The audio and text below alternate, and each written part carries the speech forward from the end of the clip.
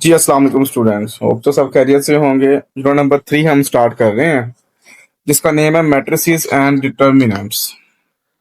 तो पहले तो हम पढ़ेंगे कि मैट्रिसेस क्या होता है। बेसिकली ना ये वर्ड है मैट्रिक्स, MATRIX।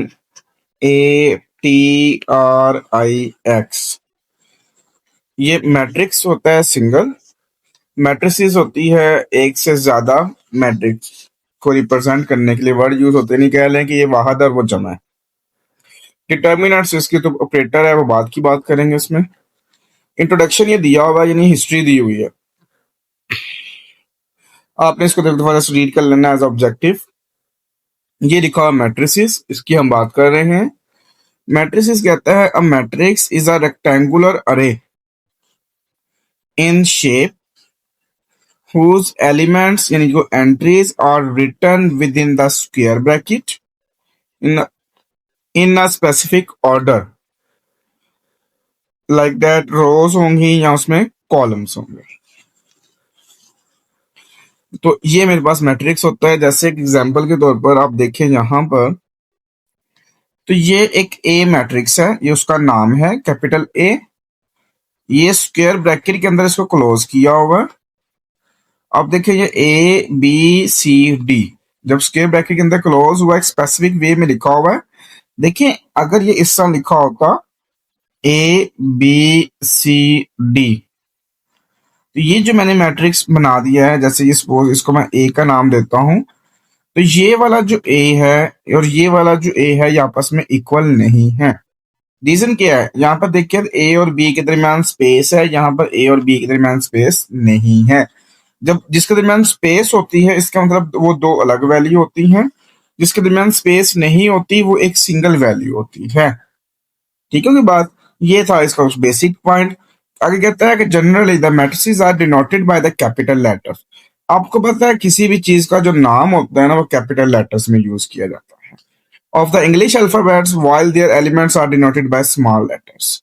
कि अगर आपके पास उसके जो एंट्रीज हैं, जो उसके एलिमेंट्स हैं, जो उसकी वैल्यूज हैं मैट्रिसेस के अंदर राइट की जाती हैं, अगर वो ए बी सी डी होंगे तो वो हमेशा स्मॉल लेटर्स होंगे। उसकी एंट्रीज जो है वो कैपिटल लेटर्स में नहीं हो सकती। जो कि नाम होगा मैट्रिक्स का वो हमेशा कैपिटल लेटर में लिखा जाएगा। नेक्स्ट इस एग्जांपल्स दी हुई हैं। ये एक बी मैट्रिक्स दिया हुआ है, सी मैट्रिक्स दिया हुआ है, डी दिया, ई दिया, एफ दिया हुआ है। आगे कहते हैं the time table in schools, flight schedule at airport or arrival and departure time of trains at the railway station are written in the matrices form में लिखा जा सकता है। जैसे आप देखें तो यहाँ पे उसने एक वर्ड यूज किया था डेफिनेशन के अंदर कि रोज एंड कॉलम्स। तो पहले इसको पढ़ते हैं कि रोज और कॉलम्स क्या होते हैं। ये लिखा हुआ है rows and columns of a matrix. अच्छा, एक वर्ड होता है row matrix, column matrix. Row matrix और एक वर्ड है रो ऑफ मैट्रिक्स। अगर आप दोनों को ट्रांसलेट करें तो ये अगर मैट्रिक्स की रो, कि मैट्रिक्स की रो क्या होती है, और रो मैट्रिक्स का मतलब है ये उसका नाम है, उस डेफिनेशन का नाम है रो मैट्रिक्स। तो अभी यहां पर हमारे पास है row of matrix and column of matrix. कि मैट्रिक्स की जो रोज और कॉलम क्या होते हैं, कहते हैं वो एंट्री या एंट्रीज, यानी सिंगल वैल्यू भी आ सकती है या ज्यादा वैल्यूज भी आ सकती हैं, रिटन इन हॉरिजॉन्टल लाइंस और horizontal form. The row are rows of the matrix, यानी कि अगर एक वैल्यू होगी जो हॉरिजॉन्टल वे में लिखी जाएगी तो वो रो ऑफ मैट्रिक्स होंगी। अगर वो एक से ज्यादा वैल्यूज होंगी तो फिर वो कहलाएंगी हमारे पास रोज ऑफ मैट्रिक्स। जैसे देखिए 2 है, 3 है, 7 है और 1 है, ये एक रो 1 बन गई। फिर है 1 5 3 2, दूसरी रो 9 1 8 4 0। हॉरिजॉन्टल वे है ना, हॉरिजॉन्टल वे कैसा होता है? ऐसे होता है हमारे पास। इस तरह से कॉलम क्या बन जाएगा, जो मेरे पास वर्टिकल लाइन होगी या वर्टिकल फॉर्म में होगी। अगर एक सिंगल वैल्यू होगी तो वो मेरे पास कॉलम होगा, अगर ज्यादा होंगे तो वो कॉलम्स हो जाएंगे। इसका मतलब the entry which are written in the horizontal line form is called row of matrix। Examples भी आ गई इसकी, जैसे आप देखें यहाँ पर ये 219 first column, 351 second column, 738 third column, 124 fourth column होता है, एंड सो ऑन। इसमें नेक्स्ट एग्जांपल भी दी गई है। हाँ, ये भी देख सकते हैं आप एग्जांपल, ये सी वाले देखें, इसमें सिर्फ एक वैल्यू है, इस मतलब इसमें एक रो है और एक कॉलम है। अच्छा, अभी हमने ऊपर डेफिनेशन के अंदर पढ़ा एंट्री या एंट्रीज, अब वो क्या होता है? इसको एलिमेंट्स का नाम भी देते हैं, जो बार बार यूज करता आ रहा हूं। एक मैट्रिक्स के अंदर जो वैल्यूज होती हैं, जैसे 1 2 3 4 5 6 हैं, ये वैल्यूज जो होती हैं दैट आर कॉल्ड एलिमेंट्स और entries of a matrix. Next है ऑर्डर और साइज, यानी कि एक मैट्रिक्स के अंदर जितनी रोज हैं और जितने उसमें कॉलम है, वो उसका ऑर्डर या उसको कहते हैं साइज ऑफ मैट्रिक्स बनाता है। कहता है इफ अ मैट्रिक्स ए, एक मैट्रिक्स ए है, उसमें m नंबर ऑफ रोज है and n number of columns है, देन द ऑर्डर और size of matrix A is denoted by m by n। या देखो इसमें कितनी रोज हैं जी, 1 2 3। कॉलम कितने हैं इसमें हमारे पास, 1 2 3। इसका ऑर्डर बन गया 3 बाय 3। अगर आप देखें यहाँ पर, मैं चलो थोड़ा सा डिटेल में बताता हूँ, इसमें कर लेते हैं। इसमें कितनी रोज है हमारे पास, 1 2 3। कॉलम कितने हैं, 1 2 3 4। तो रो कितनी है, 3 है, कॉलम कितने हैं, 4 है, तो ऑर्डर बन गया 3 बाय 4। ठीक की बात यहाँ तक। तो ये ऑर्डर में आपने सिर्फ ये बात याद रखनी है कि रोज बाय कॉलम्स लिखना होता है। इसका फॉर्मूला एज ऑब्जेक्टिव भी आ सकता है कि ये जो m बाय n है ना, ये किसका फॉर्मूला है या किस चीज को रिप्रेजेंट करवाता है, या ये कह सकते हैं कि ऑर्डर ऑफ मैट्रिक्स फाइंड करने का फॉर्मूला क्या है। क्लियर? m जो है नंबर ऑफ रोज है, n जो है नंबर ऑफ कॉलम है। अच्छा, एक चीज याद रखिएगा कि कभी भी हम ये मेंशन नहीं कर सकते कि 3/4 और 4/3 आपस में इक्वल हैं, क्योंकि 3/4 का मतलब 3 रोज है और 4/3 का मतलब 4 रोज है। तो एक में 3 रोज है, एक में 4 रोज है, तो आपस में इक्वल नहीं है। नेक्स्ट डेफिनेशन आती है इक्वल मैट्रिसेस। अब देखिए मैट्रिसेस इक्वल कब होंगे, जाहिर सी बात जब उनके एलिमेंट सेम होंगे। एलिमेंट सेम होने के दो ही रीजन है, उनका ऑर्डर सेम होगा तो एलिमेंट्स सेम होंगे। कहता है two matrices A and B are said to be equal if and only if they are of same order, उनका ऑर्डर सेम होगा and their corresponding elements are same. यानी कि अगर ऑर्डर सेम नहीं है तो वो दोनों मैट्रिसेस आपस में इक्वल हो ही नहीं सकते। अगर ऑर्डर सेम है तो उसके एलिमेंट्स भी सेम होना जरूरी है। जैसे आप देखेंगे एग्जांपल है, सी है, ए बी दो एलिमेंट है, डी है 3 4 दो एलिमेंट है इसमें भी। लेकिन इसमें देखिए जो सी का ऑर्डर बनता है 1 रो 2 कॉलम है, डी वाले में 1 रो 2 कॉलम है, लेकिन उनके एलिमेंट्स डिफरेंट है। लेकिन एक कंडीशन में इक्वल हो सकता है, अगर ए की जगह 3 आ जाए और बी की जगह 4 आ जाए। ये लिखा भी हुआ है इसमें। क्लियर? सो ऊपर एग्जांपल भी देख सकते हैं। तो ये था बेसिकली एक्सरसाइज 3.1 का इंट्रोडक्शन, जो मैंने आपको डिटेल में बता दिया है। सो नेक्स्ट हम मूव करते हैं एक्सरसाइज 3.1 की तरफ। एक्सरसाइज 3.1 हमारे पास दी हुई है। इसमें 1 दिया हुआ, right the number of rose and the number of columns in each matrix. हमने नंबर ऑफ रोज बतानी है, नंबर ऑफ कॉलम्स बताने हैं। फर्स्ट पार्ट ए दिया हुआ है, हम हेडिंग देंगे number of rows in matrix A. फिर हम लिखेंगे number of columns in matrix A. तो इसमें अगर आप रोज देखें तो ये हॉरिजॉन्टल वे में 2 रोज हैं, यहाँ पे इसकी 2 रोज आ जाएंगी। वर्टिकल फॉर्म में भी ये 2 हैं, तो ये कॉलम भी 2 आ जाएंगे इसके। नेक्स्ट देखिए इसमें बी मैट्रिक्स दिया हुआ है, तो हम लिखेंगे number of rows in matrix B, number of columns in matrix B. Rows की बात करते हैं हॉरिजॉन्टल वे, ये बनता है 1 2 3, तो ये 3 इसकी रोज बन गई। वर्टिकल फॉर्म में देखें तो ये एक ही लाइन बनती है, तो ये मेरे पास आ गया इसका 1। इसको मैं दोबारा रिपीट करता हूँ, देखिए हॉरिजॉन्टल वे में होता है ये एक वैल्यू आ गई 3, फिर दूसरी वैल्यू 4, तीसरी वैल्यू 7 है, 3 रो बन गई हमारे पास। वर्टिकल फॉर्म देखें तो ये एक ही लाइन पे सारी आ रही है, ठीक है, इस तरह भी समझ सकते हैं आप इसको। नेक्स्ट आप देखें तो हमारे पास मैट्रिक्स सी दिया हुआ है। मैट्रिक्स सी के अंदर हमने लिखना है number of rows in matrix C and number of columns in matrix C. अब इसमें देखें तो फिर ये एक रो पूरी बनती है, क्योंकि सारी वैल्यू एक ही लाइन में आती हैं, यहाँ पे भी आप देख सकते हैं, ये देखें, तो ये बन गया, इसमें एक रो बन गई। कॉलम देखें तो कॉलम में जाहिर सी बात है हमारे पास ये एक वैल्यू ये आ गई, दूसरी ये आ गई, तीसरी ये आ गई, तो इसमें 3 कॉलम बन गए मेरे पास। इस तरह से पार्ट डी दिया हुआ है इसमें, तो यहाँ हम राइट करेंगे कि हमारे पास जो number of rows in matrix D, number of columns in matrix D, उसमें देखें तो आपके पास ये फर्स्ट रो बन गई, सेकंड रो, थर्ड रो, 3 आ गई रो।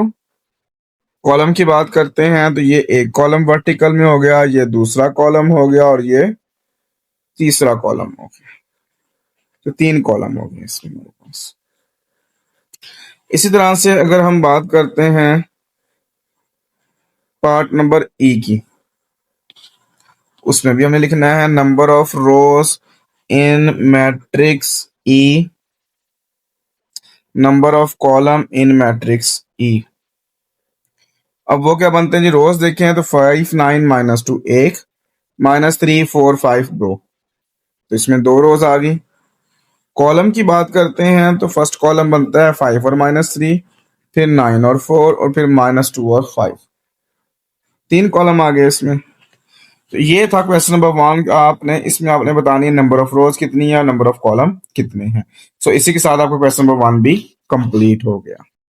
क्वेश्चन नंबर 2 दिया हुआ हमारे पास, कहता है right the order of each matrix. देखिए ऑर्डर में बात की थी हमने कि मेरे पास नंबर ऑफ रोज चाहिए और नंबर ऑफ कॉलम्स होते थे मेरे पास। सो यहाँ मैं लिखता हूँ पार्ट ए की बात करता हूँ, तो उसमें मैट्रिक्स दिया 1 और 0 जो वर्टिकल फॉर्म में है। अगर मैं बात करता हूँ number of rows in matrix A, जिसको हम एम लिखते हैं ना, तो इसमें एक और दो हॉरिजॉन्टल लाइंस हैं। और number of columns in matrix A की बात करते हैं, तो जिसको हम एन लिखते थे, इसमें एक हॉरिजॉन्टल वर्टिकल लाइन है मेरे पास।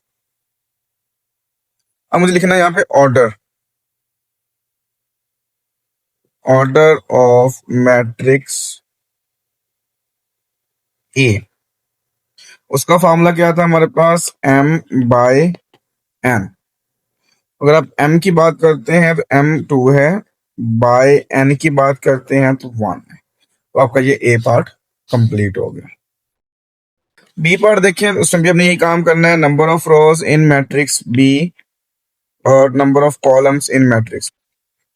रोज की बात करते हैं तो एम होता है, कॉलम एन होता है मेरे पास। रोज देखे हैं तो ये एक ही हॉरिजॉन्टल लाइन बनती है इसमें, तो इसमें रो एक होगी। कॉलम की बात करते हैं, 3 लैला बनता है, 4 लैला बनता है, तो ये 2 इसमें कॉलम हो गए।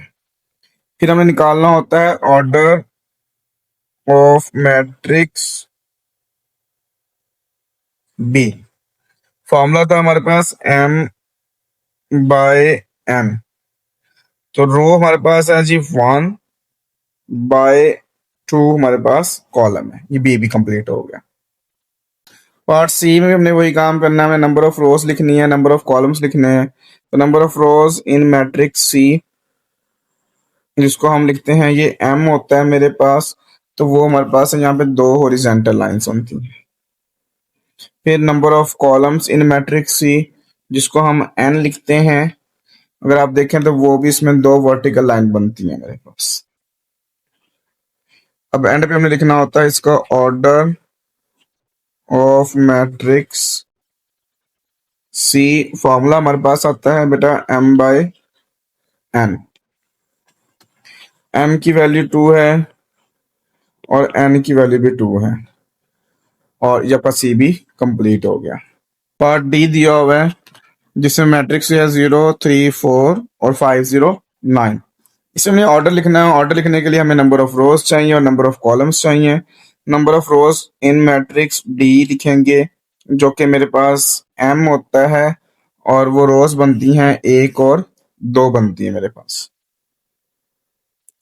अगर हम बात करते हैं कॉलम की, number of columns in matrix D जिसको हम n लिखते हैं, अगर कॉलम की बात करें तो ये 1 2 और ये 3 बनते हैं मेरे पास। ठीक है, उसके बाद और एंड फिर लिखना होता है, हमें ऑर्डर लिखना होता है। ऑर्डर ऑफ मैट्रिक्स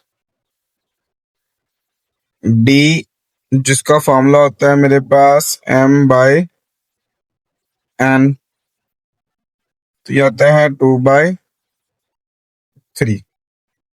ई दिया हुआ है जी, ये भी एक मैट्रिक्स है, इसका भी हमने ऑर्डर लिखना है। उसके लिए फिर हमने नंबर ऑफ रोज लिखनी है। Number of rows in matrix E जिसको हम रोज को लिखते हैं m। इसमें रोज देखें तो 1 2 3 हॉरिजॉन्टल लाइन बनती है यहाँ पर। अगर आप फिर हम देखें तो हमने निकालना होता है नंबर ऑफ कॉलम्स निकालने होते हैं जिसको हम n लिखते हैं। और कॉलम्स की बात करते हैं तो ये एक कॉलम और ये दूसरा कॉलम, क्योंकि 2 वर्टिकल लाइंस बनती हैं इसमें। और फिर हमने लिखना होता है इसका ऑर्डर। ऑर्डर ऑफ मैट्रिक्स ई, उसका फॉर्मूला होता है हमारे पास m/n। अगर आप m की वैल्यू पुट करें तो ये 3 है और ये 3/2 आता है मेरे पास। नेक्स्ट मेरे पास पार्ट f दिया हुआ है। इसमें इसमें देखें, इसमें हमने नंबर ऑफ रोज लिखनी है। Number of rows in matrix f, और जो रोज होती हैं उसको हम m लिखते हैं और यहां से देखें तो एक ही रो बनती है मेरे पास। Number of columns in matrix f जो कि n लिखते हैं, वो देखें तो वही एक ही कॉलम बनता है इसमें। ठीक है, के बाद फिर हमें लिखना होता है order. Order of matrix f, formula मेरे पास दिया हुआ है जी m/n। m की वैल्यू 1 है, n की वैल्यू 1 है और f का जो ऑर्डर बन गया वो बन गया 1/1। सो इसी के साथ आपका क्वेश्चन नंबर 2 भी कंप्लीट हो गया। क्वेश्चन नंबर 3 दिया हुआ है हमारे पास, which of the following matrices are equal. देखिए, इक्वल मैट्रिक्स की ना हमने 2 प्रॉपर्टी पढ़ी थी। उसकी फर्स्ट प्रॉपर्टी ये थी कि ऑर्डर सेम होना चाहिए। दूसरी प्रॉपर्टी हमने पढ़ी थी कि उसके एलिमेंट्स भी सेम होने चाहिए। तो पहली बात हम ऑर्डर निकालते हैं। अगर आप फर्स्ट मैट्रिक्स की बात करते हैं तो इसमें अगर आप देखें तो 2 रोज हैं, 2 कॉलम्स हैं, तो इसका ऑर्डर बन गया 2/2। सेकंड में देखें बी है, इसमें 9 और -7 है, जो कि इसका ऑर्डर बनता है 2 रोज हैं और 1 कॉलम है। इसमें देखें तो ये सॉल्व होता है, ये 2 3 आर 6, 2 2 आर 4, 4 + 4 8, 2 - 1 1, 4 - 2 2, 3 + 0 3। तो इसमें बन गया जी 3 रोज बन गई और 2 कॉलम्स बन गए 3/2। इसमें देखें तो ये भी सॉल्व होता है। 5 + 4 ये 9 आता है, -8 + 7 -8 + 1 करते हैं तो -7 आता है। इसमें भी 2 रोज हैं और 1 कॉलम है। ई देखें, सिंपल वाजा क्लियर है, 3 रोज हैं 2 कॉलम है। इसलिए क्वेश्चन नंबर 2 किया था ना डिटेल में। फिर ये भी सॉल्व होता है, 3 - 3 0, 3 + 1 4, ये ऑलरेडी ठीक है, सॉल्व है। देखिए इसमें 2/2 बन गया, 2 रोज और 2 कॉलम्स। ये क्वेश्चन नंबर 2 डिटेल में मैंने करवाया है, उसी के मुताबिक कर दिया। अब आप देखें इसका ऑर्डर किसका सेम है। ऑर्डर सेम है ए और एफ का। अब ए के अंदर पहली वैल्यू क्या है, 0 है, एफ के अंदर भी 0 है। ए के अंदर दूसरी वैल्यू क्या है, 3 है, एफ में भी 3 है। ए में देखें 4 है, इसमें भी 4 है। ए में 1 है और फिर ये 1 है। इसका मतलब हैंस जो ए मैट्रिक्स है वो is equal to F. B का जो ऑर्डर है वो 2/1 है और डी का ऑर्डर भी 2/1 है। देखिए 9 है, 9 आता है, 5+4 -7 है, ये भी -7 है। इसका मतलब जो बी मैट्रिक्स है वो इज इक्वल टू डी है मेरे पास। सी देखें तो 3/2 है, ए भी 3/2 है। सी की पहली वैल्यू कितनी है? 6 है, इधर भी 6 है। 1 है, 1 है, 4 4 फिर 2 और 2, फिर से 8 और 8, 3 और 3 सेम है। इसका मतलब जो सी मैट्रिक्स है वो इज इक्वल टू ई है।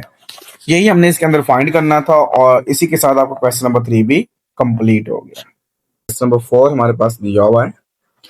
इफ दो मैट्रिक्स गिवन है, सेंटर में इक्वल लगा हुआ है, then find the value of A B C and D. Basically जब दो मैट्रिक्स के दरमियान इक्वल लगा होता है ना, इसका मतलब यहाँ पर एक स्टेटमेंट आती है कि दोनों मैट्रिक्स आपस में इक्वल है।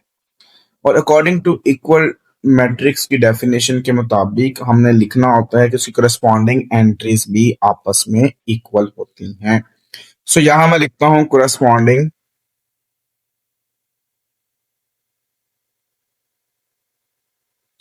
एंट्रीज, स्पेलिंग अच्छे से याद कीजिएगा,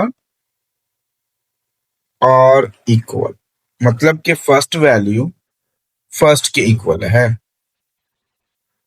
जो कि मेरे पास आती है a+2 is equal to 5। Second value second के इक्वल है, जो कि c-3 is equal to 8। Third value third के इक्वल आती है, इसका मतलब b-1 इज इक्वल टू 6। और लास्ट वैल्यू जो कि d+4 है वो इज इक्वल टू 4 होगा। इसको मैं नाम देता हूं, ये इक्वेशन नंबर 1 ले लें, ये 2 ले लें, ये 3 ले लें और ये 4 ले लें। तो यहां मैं लिखता हूं बाय इक्वेशन 1। जब इक्वेशन 1 की बात करते हैं तो मेरे पास है जी a+2 is equal to 5। Plus का 2 राइट साइड पे जाएगा तो ये माइनस का 2 हो जाएगा। सो यहां से जो वैल्यू ऑफ a आएगी वो 3 आ जाएगी। फिर मैं लिखता हूं यहां पर बाय इक्वेशन 2, और इक्वेशन 2 की बात करते हैं तो वो मेरे पास दी हुई है c-3 is equal to 8। Minus का 3 जब राइट साइड पे जाएगा तो ये प्लस का 3 हो जाएगा, और 8+3 करेंगे तो ये 11 हो जाएगा। फिर उसके बाद हमें लिखना होता है बाय इक्वेशन 3। उसकी बात करते हैं तो वो मेरे पास है जी b-1 इज इक्वल टू 6। -1 जब राइट साइड पे जाएगा तो ये +1 हो जाएगा, तो ये 6+1 निकालेंगे तो 7 आ जाएगा। लास्ट रहेगी इक्वेशन नंबर 4। सो लिखेंगे बाय इक्वेशन नंबर 4, जो कि मेरे पास है जी d+4 is equal to 4। Plus का 4 जब राइट साइड पे जाएगा तो ये माइनस का 4 हो जाएगा। सो यहां से द वैल्यू ऑफ d जो आएगी वो 0 आएगी। हमने क्वेश्चन के मुताबिक ए बी सी डी की वैल्यू निकालनी थी, वो फाइंड हो चुकी है। सो इसी के साथ आपका क्वेश्चन नंबर 4 भी कंप्लीट हो गया। क्वेश्चन 5 दिया हुआ है, कहता है इफ इसमें दो मैट्रिक्स है, एक लेफ्ट साइड पे है, एक राइट साइड पे है, सेंटर में इक्वल है, then find the value of X and Y. इसमें सिर्फ एक्स और वाई फाइंड करना है। इस पे फिर दोबारा यही स्टेटमेंट आनी है, करस्पॉन्डिंग एंट्रीज आर इक्वल। सो यहां से मैं इसको कॉपी कर लेता हूं और यहाँ पर इस क्वेश्चन के अंदर भी पेस्ट कर देता हूँ।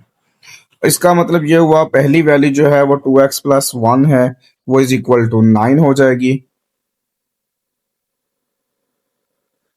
फिर दूसरी देखें 4 4 की इक्वल है, 7 7 की इक्वल, तो 5 किसकी इक्वल हो जाएगा?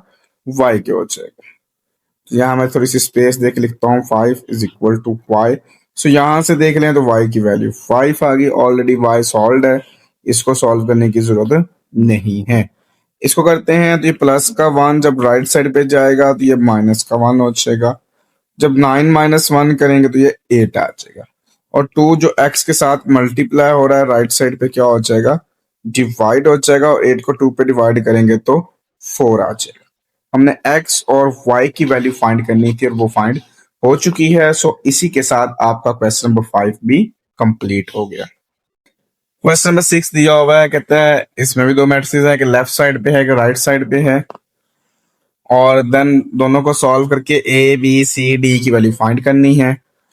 इसमें भी वही स्टेटमेंट आएगी जो हमने ऊपर राइट किया है, करस्पॉन्डिंग एंट्रीज आर इक्वल। यहां से मैं इसको कॉपी कर लेता हूं और यहां इसको पेस्ट कर देता हूं। इसमें देखें तो फर्स्ट वैल्यू जो है वो a plus B is equal to, उधर से फर्स्ट देखें तो 10 है। फिर मेरे पास है जी 2d-1, उधर से सेकंड देखेंगे तो 5 है। देखे ना, ये फर्स्ट की इक्वल, सेकंड की इक्वल।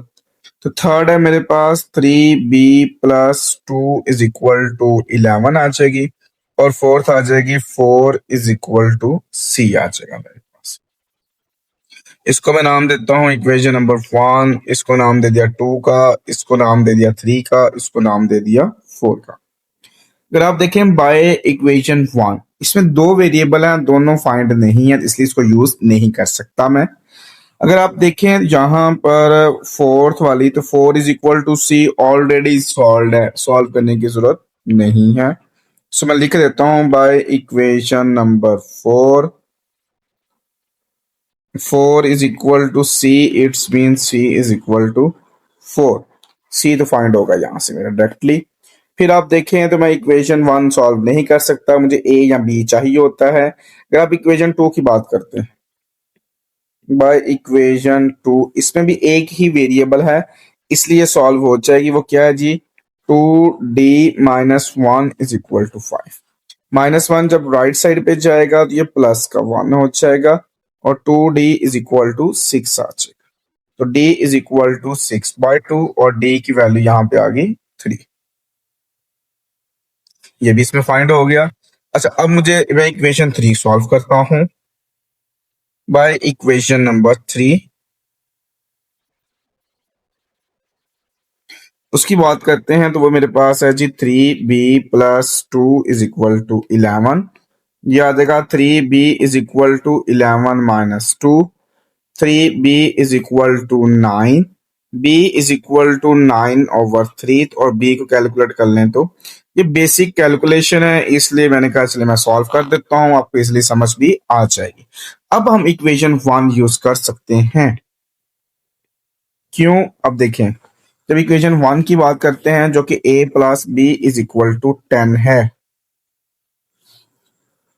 अब a और b की वैल्यू होना जरूरी थी, कोई एक तो होना। तो यहां पर देखें तो हमने b निकाला हुआ है, जो b की वैल्यू है हमारे पास 3 है। तो याद आएगा a+3 is equal to 10, a is equal to 10-3। So the value of a जो है वो 7 आ जाएगी। तो हमने ए बी सी और डी की वैल्यू फाइंड करनी थी, वो इसमें फाइंड हो चुकी हैं। और इसी के साथ आपका क्वेश्चन नंबर 6 भी कंप्लीट हो गया। क्वेश्चन नंबर 7 दिया हुआ है, इफ लेफ्ट साइड पे एक मैट्रिक्स है, राइट साइड पे एक मैट्रिक्स है, दोनों आपस में इक्वल है, then find the value of P and Q. इसमें भी वही स्टेटमेंट आनी है, करस्पॉन्डिंग एंट्रीज आर इक्वल। तो यहां से मैं इसको कॉपी कर लेता हूं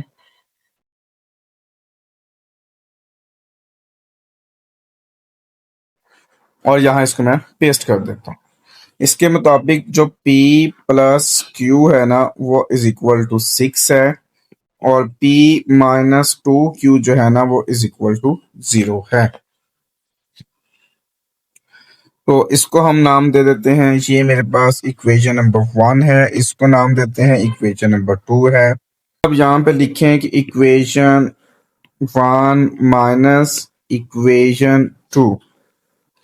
तो 1 मेरे पास है जी P+Q इज इक्वल टू 6। दूसरी मेरे पास है जी P-2Q इज इक्वल टू 0। जब आपने इन दोनों को माइनस करना है तो इसकी नीचे वाली वैल्यू के साइन चेंज करने हैं। ये प्लस है तो माइनस हो जाएगी, माइनस वाली प्लस हो जाएगी और ये भी माइनस। ये P positive P negative cancel हो गया। क्यू प्लस 2 क्यू करते हैं तो ये 3 क्यू आता है, 6 में 0 माइनस करें तो 6 ही आता है। Q is equal to 6 divided by 3, तो वैल्यू ऑफ Q जो आती है वो 2 आ गई मेरे पास। फिर हम इसको पुट कर लेते हैं इक्वेशन 1 में, Q की वैल्यू या 2 में कर लें, जैसे आपका दिल करता है। मैं इसको 1 में कर लेता हूँ। सेंटेंस लिखता हूं, by putting Q is equal to 2 in equation number 1, जो कि मेरे पास है जी P plus Q is equal to 6 था ना। अब Q की जगह पर उसकी वैल्यू लगाता हूं जो कि 2 आती है। ये प्लस का 2 जब राइट साइड पे जाएगा तो ये माइनस का 2 हो जाएगा और P की वैल्यू 4 आ गई मेरे पास। हमने क्वेश्चन में P और Q की वैल्यू फाइंड करनी थी, वो फाइंड हो गई है। सो इसी के साथ आपका क्वेश्चन नंबर 7 भी कंप्लीट होगा और साथ आपकी एक्सरसाइज 3.1 भी कंप्लीट हो गई।